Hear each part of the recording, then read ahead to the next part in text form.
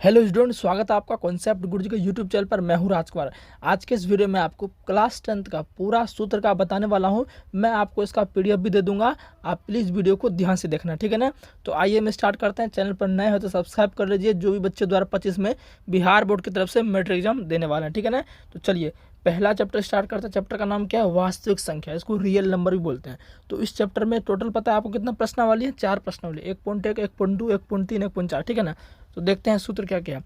पहला सूत्र आपको ध्यान रख लेना है कि पहली संख्या गुना दूसरी संख्या क्या होता है? एचसीएफ गुना एलसीएम।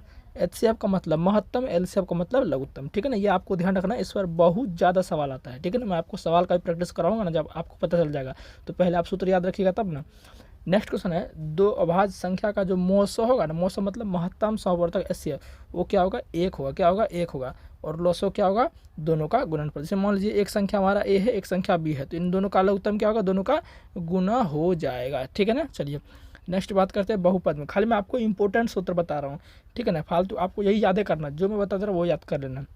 फिर किसी बहुपद पी एक्स में एक्स की उच्चतम घात को क्या कहते हैं? बहुपद का। थोड़ा सा ये लिख दिए हैं, तो पीडीएफ जब बनाए थे तो आपको ये ध्यान भी रख लेना है। द्विघात बहुपद 4x² + 4x + 1, मतलब द्विघात का मतलब क्या होगा? जिस पर पावर 2 हो उसे द्विघात बहुपद कहते हैं। तो उस पर देखिए पावर 2 है तो ये द्विघात बहुपद। रैखिक बहुपद किसे कहेंगे? जिस पर पावर 1 हो उसे रैखिक बहुपद कहेंगे। इसमें देख लीजिए 3x + 4, तो x पर पावर क्या है? 1 है, तो रैखिक बहुपद हो गया, ठीक है ना। फिर देख लीजिए त्रिघात बहुपद क्या होता है? सिंपल बात है, त्रिघात का मतलब क्या हो गया? त्रिघात मतलब जिस पर 3 को घात हो उसे त्रिघात कहेंगे। तो आप ये देख सकते हैं, ये रूप में बता दे रहा हूँ। कभी कभी पूछ लेता है निम्न में से कौन द्विघात है, निम्न में से कौन त्रिघात है, निम्न में से कौन रैखिक है, तो पूछ लेता है ये, ठीक है ना। एक सूत्र आपको याद रखना, अल्फा प्लस बीटा बराबर क्या होता है? -b/a। क्या होता है? -b/a। तो एक बात और ध्यान रख लो, अल्फा प्लस बीटा को हम एक और नाम जानते हैं, इसको कहते हैं मूलों का योगफल। कॉपी में आप लिख लीजिए इस बात को, ठीक है ना। यहाँ जगह नहीं लिखने का, तो आप यहाँ लिख लीजिए अल्फा प्लस बीटा को ब्रैकेट में लिख लीजिए मूलों का योगफल। तो क्या सूत्र होता है? -b/a होता है। क्या होता है? -b/a होता है। यहाँ b का मतलब ये b जो है ना, ये b ये हो गया। जैसे x के पीछे में जो आपका जो भी नंबर रहेगा वो b का मान होगा, और a का वैल्यू क्या है? यहाँ x² के पीछे में जो भी वैल्यू रहेगा वो आपका a का मान होगा, और यहाँ जो भी अंक रहेगा वो c का मान रहेगा, ठीक है ना। तो और अल्फा गुना बीटा क्या होगा? c/a। सारा पूर्ण ध्यान रखना, इसी से सवाल आपका बनेगा। नेक्स्ट बात देख लेते हैं।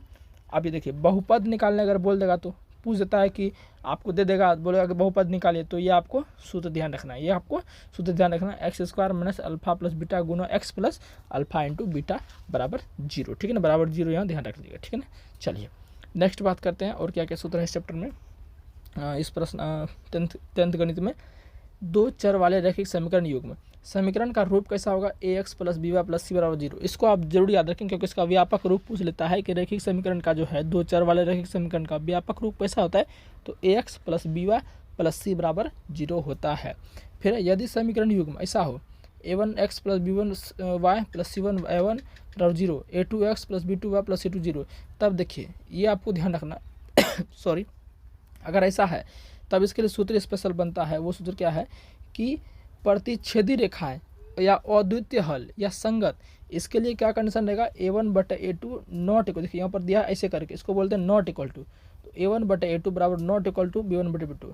यहाँ जैसे मन से समीकरण दे दिया 2x + 3y + 5 = 0 दे दिया, ये बोल देगा कि एक और समीकरण दे देगा, बोलेगा कि बताइए ये प्रतिच्छेदी रेखाएं को अद्वितीय हल एक संगत है। तो इसके लिए आपको ये ध्यान रखना, ये निकाल लेना है, इससे आप पता कर लीजिएगा, ठीक है ना। फिर हम बात करते हैं a1/a2 बराबर b1/b2 not equal to c1/2। ये आपका समांतर रेखा है और कोई हल नहीं है, और संगत के लिए ये है, ठीक है ना। तो ये ध्यान रखना है। फिर है a1/a2 बराबर b, थोड़ा सा ये नहीं दिख रहा होगा तो मैं बोल देता हूँ, a1/a2 बराबर b1/b2 बराबर c1/c2 संपाती रेखा होगा और परिमित रूप से अनेक हल और संगत, ठीक है ना। ये आपको कंडीशन ध्यान रखना है, पूछता है ये सवाल, ठीक है ना। नेक्स्ट बात कर लेते हैं द्विघात समीकरण में क्या क्या है। वह समीकरण जिसमें x के उच्चतम घात 2 हो उसे द्विघात, तो बता ही दिया आपको। ये द्विघात समीकरण का रूप है ax + ax² + bx + c। मैंने आपको दो चर वाले रैखिक समीकरण का व्यापक रूप बताया था, क्या? ax + by + c। और यहाँ क्या? द्विघात समीकरण का ax² + bx + c = 0, ठीक है ना।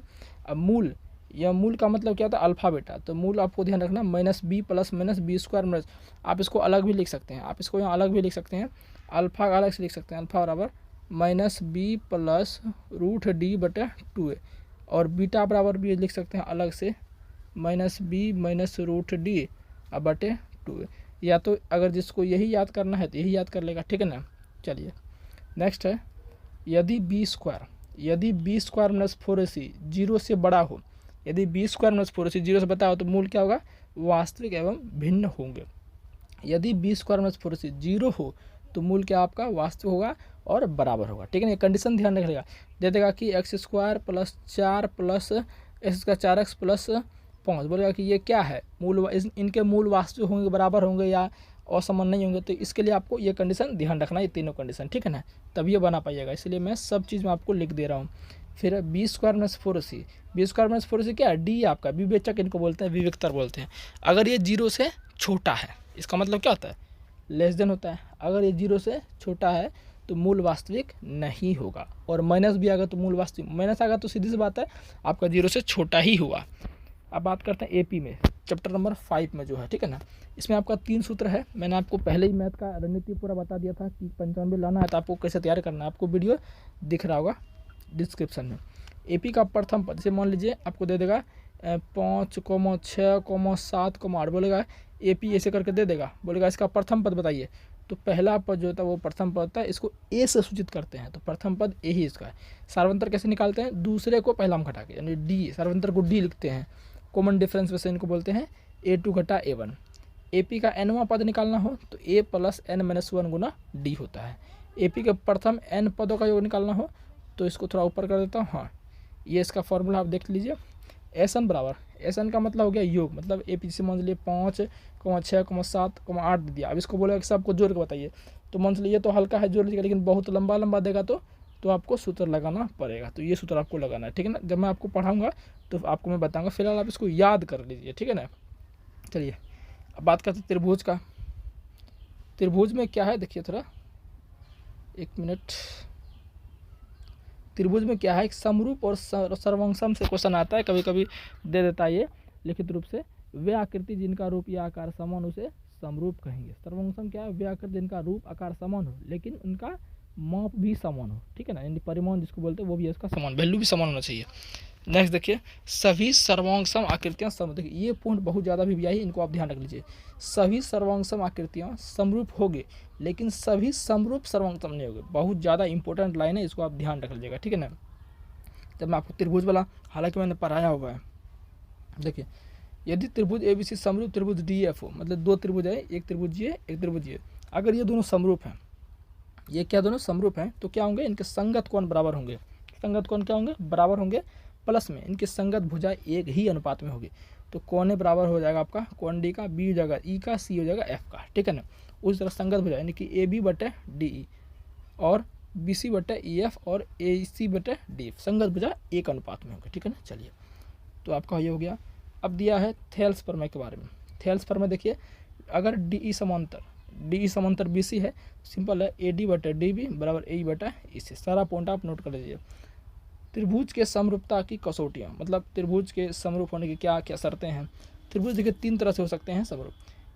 ए का मतलब यहाँ पर हो गया एंगल, मतलब कोण, यानी कि तीनों कोण बराबर हो जाए, या 2 कोण बराबर हो जाए, तीसरा ऑटोमेटिक बराबर हो जाएगा, 3 भुजा बराबर हो जाए, या तो 2 भुजा बराबर 1 कोण बराबर, तो इसको ध्यान रख लीजिएगा, ठीक है ना। अब बात करते हैं चैप्टर नंबर 7 निर्देशांक ज्यामिति का, ठीक है। इसमें देखिए AB के बीच की दूरी, मतलब A है B है, इसका मतलब यहाँ दे देगा 4,5 दे देगा, ठीक है ना, और यहाँ दे देगा 6,7 दे देगा। भर के सवाल आता है इससे, बोलेगा दोनों का बीच का दूरी कितना बताइए, तो क्या तो होता है x1 घटा x2 का होल स्क्वायर प्लस y1 घटा y2 का होल स्क्वायर, ठीक है ना। फिर किसी बिंदु का मूल बिंदु से दूरी क्या होगा, x square plus Y square का अंडर रूट होता है, ठीक है ना। चलिए अब विभाजन सूत्र देख लेते हैं।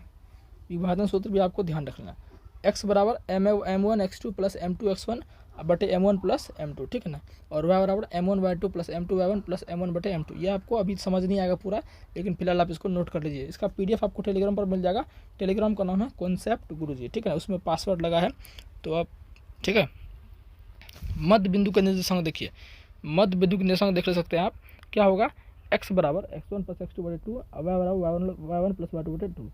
फिर त्रिभुज के केंद्र का निर्देशांक सीधा डायरेक्ट ऑब्जेक्टिव में पूछ लेता है, तो देख लीजिए क्या है, x बराबर x1 plus x2 plus x3 बटे 3, y बराबर y1 plus y2 plus y3 बटे 3, ठीक है ना। चलिए अभी देख लीजिए त्रिभुज का क्षेत्रफल ये पूरा आपका है, और त्रिकोणमिति देखिए बहुत सब हम लिख दिए हैं पूरा, ठीक है ना।